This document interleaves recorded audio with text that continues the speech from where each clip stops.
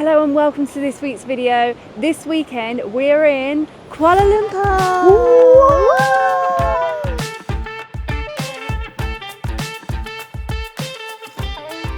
Yes, we have made it to a new country 2024 for both of us, Malaysia. We are so happy to be here, so happy to tick off a new country and get a new stamp in the passport as well.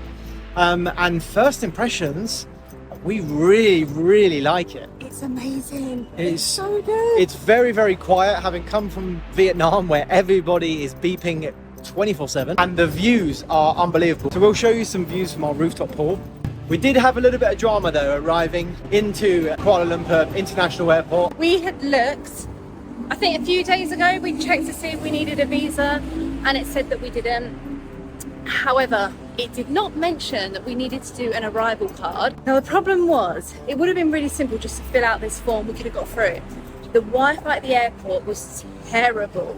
We were stood there for a good 45 minutes to an hour. We did it probably about 3 times each. We did it, didn't work, did it, didn't work. We weren't really in good moods, were we? But we had our Grab driver, so our taxi driver was amazing. So friendly, cheered us up, so chatty, told us loads of stuff about Malaysia, was talking just about life in general, and he was so good. But right now we are heading to a Times Square. We're just gonna go and suss it out. So we've come to Times Square shopping mall for one reason and one reason only. Come and check this out. A full roller coaster in a shopping mall. What is going on?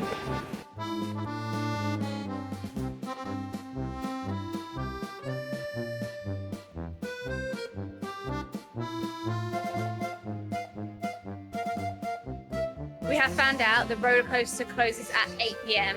and it is currently 8:30. So We will be back tomorrow. we will be back tomorrow or the day after to go on it because this looks so much fun. I feel like we're not going to see any cultural stuff. We're going to spend all our time in here. Good morning and welcome to Kuala Lumpur. We are currently halfway through a free walking tour. It is the best recommendation I can give you when you come to a new city to book a free walking tour. We always do ours through Guru Walks and it has never let us down. And this one has been incredible as well. So let's tell you a little bit more about the history of Kuala Lumpur. Kuala Lumpur, as I'm sure most of you know, is the capital of Malaysia. Throughout history, Malaysia was colonized by 4 different nationalities: the Portuguese, Dutch, British, and most recently the Japanese. We kicked off our walking tour at Merdeka Square, where on August the 31st, 1957, the Union Jack was lowered and the Malaysian flag was raised for the first time, declaring independence. Because of the multiple colonies, we found there was quite a lot of British and European influences in the architecture. This brings us nicely onto the Petronas Towers, the tallest twin towers in the world, standing at 452 metres. They are so impressive to look at and kind of reminded us a little bit of Dubai. Under the Petronas Towers, you'll find one of Kuala Lumpur's many shopping centres, which actually houses Lewis Hamilton's winning F1 car. And here's a fun fact: the sky bridge on the 41st floor isn't just for show, it's crucial for support structure. Now the towers are located in KLCC Park. This space is a Central Park feel and was actually designed by an American. It's a really nice place to come and chill out, especially in the evening where you can watch the fountain and light show right in front of the towers, which we're going to show you later on in this video. On this tour, we also explored the busy streets of Chinatown, saw the incredible street art, wandered along the River of Life and visited the Central Market. And Tom tried the smelliest fruit in Asia, durian. Yep, and safe to say I will definitely not be trying that again because it was not my cup of tea. But anyway, after the tour had finished, a few of us decided to keep exploring and we headed through Little India to Theon Hu Temple, a stunning 6-tiered temple dedicated to the sea goddess Mazu. We absolutely fell in love with Kuala Lumpur on this tour. It's so diverse, from its towering skyscrapers to its lush green gardens, its temples, its numerous shopping centre and the incredibly friendly people. We can't wait to see more of it over the weekend. But for now, it's time for a little rest before we head out to watch a sunset at a rooftop bar with our new friends we've made from today.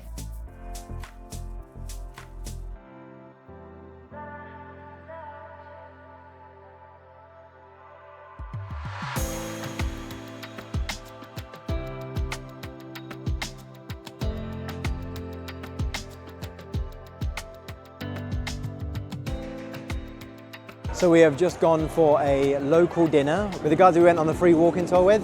Super fun bunch of people, and our tour guide is actually still showing us around even now at night time because we met him in a bar. Lovely, lovely guy. This is H.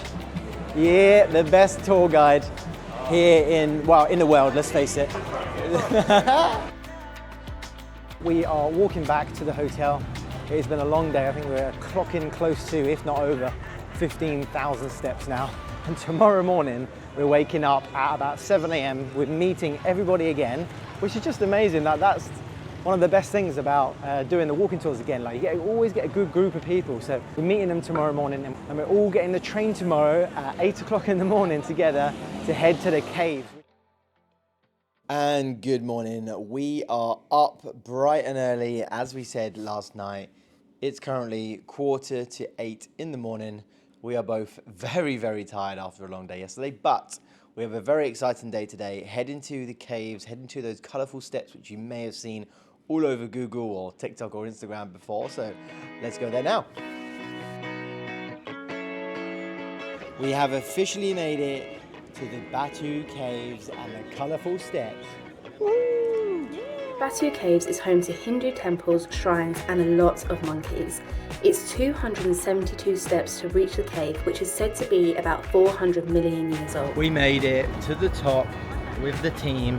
It's actually quite impressive at the top here. More impressive than what I was thinking. I didn't realise it went so deep, like into the cave. And it wouldn't be a tourist attraction without some shops inside a cave. 270 something steps up. Look how grand this cave is.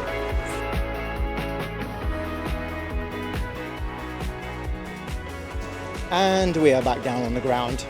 The train comes in 20 minutes and they're not very often here. I think the next one is like an hour and 20 minutes. So we've opted for the leaving early just to capitalise on the day. It does feel a little bit rushed. But to be honest, once you've done the stairs, you've seen the photo, you've taken the photo, then it's all done. And also, right now, the time is 10 to 10. And it's so much busier. So if you are coming, I would highly recommend getting here before 9. We are doled up. We are ready to go for our final night here in Kuala Lumpur. We're off to go and see the fountains and light show at the Petronas Towers. So looking forward to seeing that. But before, we're heading to Nando's. Cheeky Nando's. A cheeky Nando's. So Thomas, Michael, Kieran, how do you feel about having your first Nando's in months? Excited, lost for words, drooling at the mouth. Looking forward to seeing some peri-peri wedgies. Maybe my first ever Nando's outside of the UK. Maybe. But let's see how well it can hold up against Nando's in the UK. We'll see. Let's see what Malaysia Nando's is saying. First impressions, I haven't had a bite yet. Looks good. One bite, everyone knows the rules. Tastes good. It tastes normal, they don't really taste Nando's-y. Oh no, that one did. Yeah, I think a little bit stingy on the peri-peri salt. Nice. Just a little bit more salt would have been perfect, but if I close my eyes, I'm back in the UK. We are rushing to get to the Petronas Towers to go and see this fountain. It should start in 10 minutes and it's literally right in front of us. So I think we've got time, but I imagine it's going to be quite busy. This is what our current view looks like, by the way. Damn.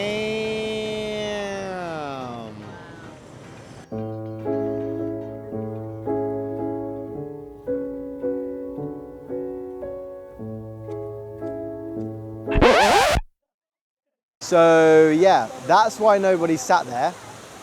Because you get wet. Do it. I literally said to Lottie, as we were sitting down, I was like, this seat is too good to be true. Why has nobody sat here? That's why. So that is that. The show is over. It's just before 8:30. It seems that the music's only on for about 5 to 10 minutes, but then it does go again at 9 p.m. What were your thoughts? I feel like you hear mixed reviews online, like whether it's worth it or not, but actually, I think it is worth it. I think some people were saying that they just didn't think it was that good, but I suppose you can compare it to Vegas or Dubai. Yes, their ones are on a bigger scale, but this is lovely. This is great. It's such a good atmosphere, so yeah. We have just made it back to our apartment. The swimming pool is all the way up there. And so it's a race to the top because it closes in about 20 minutes. And we've got to get back to the room and get changed. Step 1 complete. The one thing that's slowing us down on this mission, lifts. We made it! Woo! Look at the towers behind us, unbelievable. What a view. It's so cold, but it's so worth it. You have the viewing tower, and then just in the background there, it's not really lit up that well, but that is the second tallest building in the world right there. It should definitely be lit up more. It's a shame that it's not this up. Yeah, it doesn't look as impressive at night because it's quite dark. So you have this here, and then those there. It's a pretty cool Place. So this hotel is called the Faces Style, or the Face Style, and so definitely recommend it. The rooms are huge, the views are unbeatable. So if you're in Kuala Lumpur, check it out. Mission complete. Good morning, ladies and gentlemen. Today is our last day in Kuala Lumpur, and we haven't got a lot of time actually. We need to leave for the airport at 1:30. It's currently 11 a.m. So we are rushing to one of the local malls around here, one of the bit more fancier ones, just to give that a go. And then hopefully we're going to try and get some lunch at probably the highest rated vegan restaurant in Kuala Lumpur that we've been recommended loads and loads of times, and we haven't been to yet. So looking forward to that.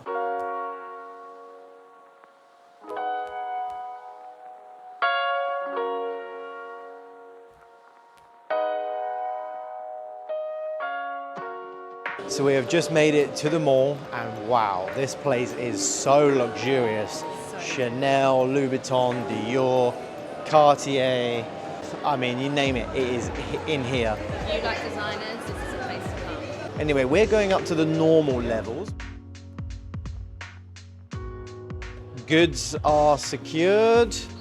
We have a moisturizer. We got, what else did you get? I got my cleanser and toner that is my go-to ever since I was a kid, because since I've been over here, my skin has been nowhere near as good as what it is in the UK, and I don't know if it's because it's a bit hot and you get a bit more sweaty a bit more easy, or if it's just the water. So going back to my trusty old cleanse toner moisturizer from Body Shop, which I've used since I was about 13 years old. So hopefully I get better skin from here. Let's see, it's probably the water, to be honest. I think so, and it's washing your face and stuff, really showers sad. or whatever, but anyway.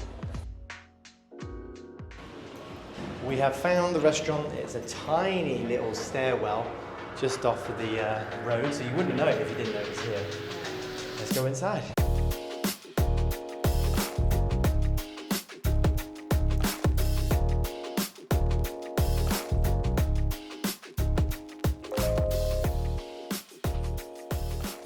Lunch done now, and it is officially time to wave goodbye to Kuala Lumpur. We've got to head to the airport really quick because our flight is just in a couple of hours, so let's go. So we've just got on the plane, we were boarded, ready to go, and we just wanted to end this video with our final thoughts on Kuala Lumpur. For me personally, it was amazing, very clean. We had zero expectation going, and I think that really helped it seem so good. The people were lovely, the food was great, and overall I would definitely come back. How about yourself? Yeah, I think it was amazing. Like Tom said, didn't really have any expectations, and I thought it was incredible. It almost gave off like a little Dubai vibe with some of the buildings and the light show and stuff like yeah. that. But we will definitely come back. We've already started talking about changing our plans for September now, so we'll see. But now we are en route to Bali, so you guys can catch us next week with a week in Ubud. Looking forward to it. Till then, give us a comment, drop us a like, hit the subscribe button, and we'll see you next week.